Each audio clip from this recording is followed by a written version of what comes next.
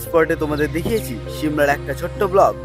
এইবার এই ভিডিওতে দেখবে তো আমাদের সারাহানের ট্রাভেল গাইড। আর হ্যাঁ, ভিডিওটা স্কিপ করো না, না হলে অনেক কিছুই মিস করবে তোমরা হিমাচলে ঘুরতে গিয়ে। তো সেকেন্ড ডেতে আমরা বেরিয়ে গেলাম সারাহানের উদ্দেশ্যে, যেটা মা ভীমা কালী মন্দিরের জন্য বিখ্যাত। প্রায় 1000 বছরের পুরনো মায়ের এই মূর্তি। রাস্তাতেই প্রথমে দেখা পেলাম এই দুর্গা মন্দিরের, যেটাকে অনেকে বৈষ্ণব মাতা দেবীর মন্দিরও বলে থাকে। রামপুর থেকে বেরিয়ে সুন্দর এই মন্দিরটি দেখতে পাবে তোমরা। আর তার পাশেই রয়েছে এই বিশাল একটি হনুমানজির মূর্তি, যেটা স্থানীয়দের কাছে একটা বেশ জনপ্রিয় ভক্তির জায়গা।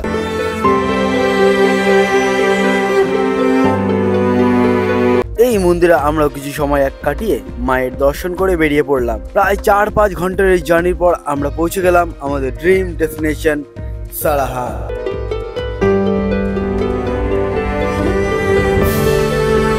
আর হ্যাঁ, হোটেলের ডিটেল ভিডিও আমাদের চ্যানেলের শর্টস সেকশনে পেয়ে যাবে, তো অবশ্যই চেক আউট করতে পারো। তোমরা কে কে গেছো সারাহান বা যাওয়ার প্ল্যান করছো জানাও কমেন্ট বক্সে। তো সেই দিন রেস্ট নিয়ে আমরা নেক্সট দিন খুব সকালে বেরিয়ে পড়লাম মা ভীমা কালী মন্দিরের উদ্দেশ্যে।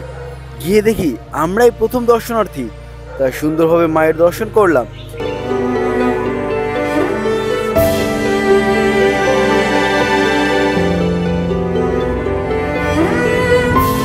পুরোহিতের সাথে কথাও বলে জানলাম এই মায়ের মূর্তি প্রায় 1000 বছরের পুরনো, আর পুরোটাই রূপ দিয়ে বাঁধানো। মন্দিরে ঢুকতে গেলে অবশ্যই তোমাদের কিছু ক্রাইটেরিয়া মেনে নিতে হবে, যেমন জুতো, বেল্ট, ওয়ালেট, ফোন বা ক্যামেরা সব রেখেই যেতে হবে।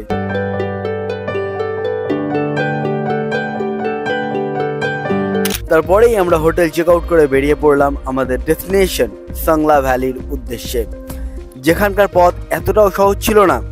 নেক্সট পার্টে থাকছে আরো এক্সাইটিং কিছু সিনিক ভিউজ, দারুণ কিছু ইনফরমেশন, ভারতের ডেঞ্জারাস রোডের উপর জার্নি। তো সাবস্ক্রাইব করে জুড়ে থাকো আমাদের চ্যানেলের সাথে। আর কেমন লাগলো এই ব্লগ অবশ্যই জানাও কমেন্ট বক্সে।